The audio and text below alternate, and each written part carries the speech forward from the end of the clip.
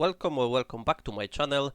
I am Tom the Viking, and today I am excited to bring you part 2 of my top 3 best Crusader Kings 3 starts. Let's dive into some of the most exciting and game-changing starts in CK3.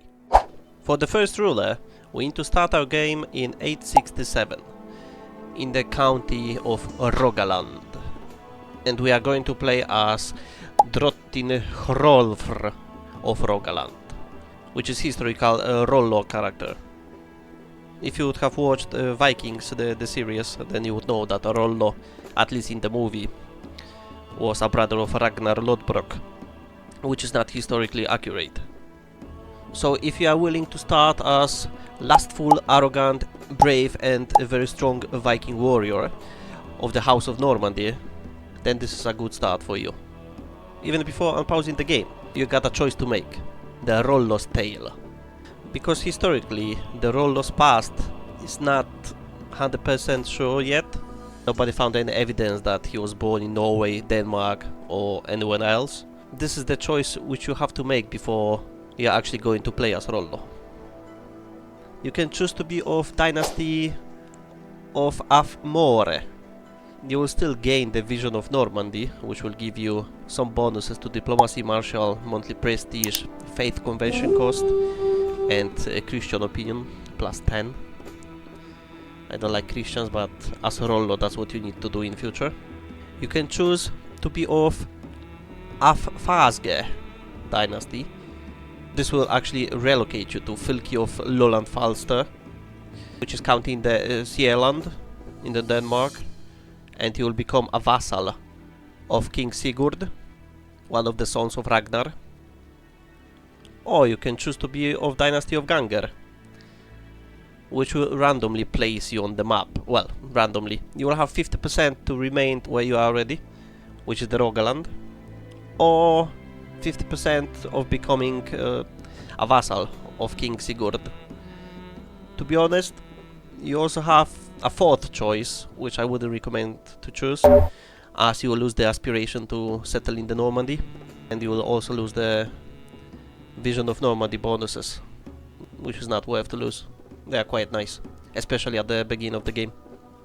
I tend to choose the first option, which is Afmore, because I like to stay where I am, and we have lost the trait Lustful. 3 of our new traits. And now we have to choose a new trait for us, which is gonna be a random 33% of each of the choices. There's a stubborn, just, ambitious, and we'll lose 30 opinion of King Sigurd for next 100 years, so pretty much for the whole life of both of the rulers. We can say that he killed our brother, and we can choose between vengeful, just or wrathful. And then we also lose the 30 opinion of King Sigurd, but only for 25 years. Plus he becomes our rival.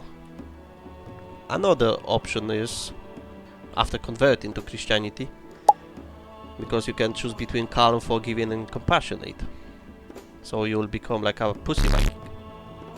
With the next ruler, we also need to start in 867 in the Duchy of Gilan, as the last independent Zoroastrian ruler. The Tirdadh Shahanshavand dynasty.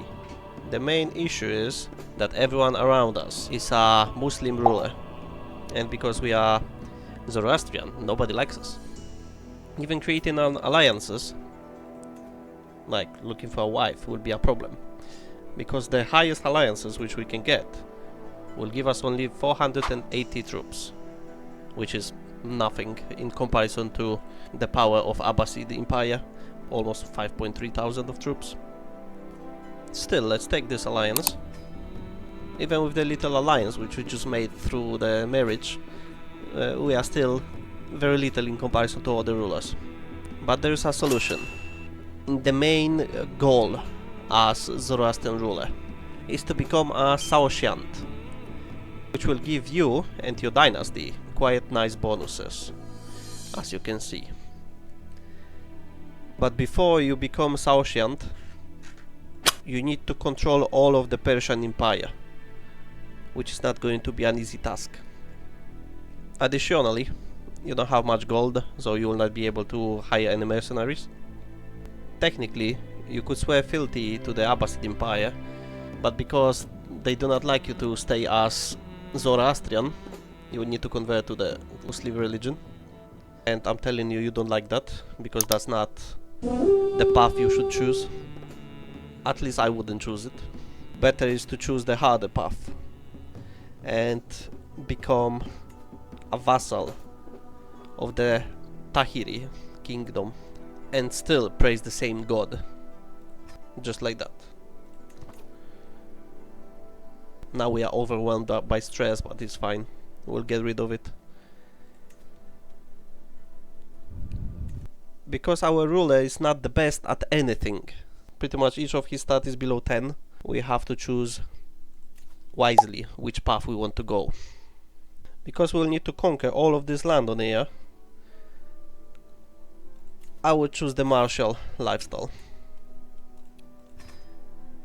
and go for the strategist and maybe overseer, and then switch to learning, medicine focus, and as always whole of the body. It all depends what will happen during your playthrough. Once you are a vassal of Tahiri, you can start making claims, let's say on Gurgan. It's close to you, just on the other side of the sea. For the third ruler, we'll need to start in 1066 in the Holy Roman Empire as the Count Werner of Aargau. Historically, the Habsburg dynasty came into the power in Germany in the 12th century. Starting in 1066, it gives you plenty of time to come to power before the 12th century. Even though you are not the youngest one, because you start as 41 years old, you still got 2 kids, 1 son and 1 daughter, so make sure to marry them off. To be honest, as Habsburg, you don't have to care about the alliances. Well, you still should, but if there is a genius woman, then you will just take her instead of an alliance. Through the smart and well thought alliances, your dynasty can grow significantly. As the Count Werner, I wouldn't go with the martial lifestyle. Instead, I would go into diplomacy and then fertility, because we want to make our dynasty the most powerful in the world. We can also request divorce with this lady, because she doesn't give us anything, so we don't need her.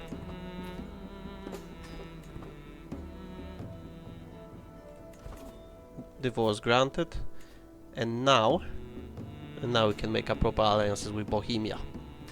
That will definitely help us in the future conquest of Europe.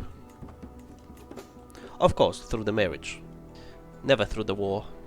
As Habsburgs, you don't have to go to war too often. Having the county of Aargau allows you to create the Duchy of Transjurania, and that's what you should focus on, at least at the beginning. Then, if you will be powerful enough, you can create Kingdom of Burgundy, and it's still gonna be in Holy Roman Empire borders, so the only thing which you need to attack your neighbors are the claims, like I just did on Bern.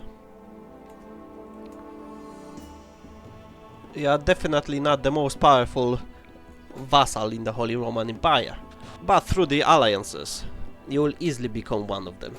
Your main goal in each playthrough as von Habsburgs is to become the Emperor of the Holy Roman Empire as soon as you can, and then gain control or power over France, Poland, Hungary, Croatia, Denmark, Norway, Sweden, and England.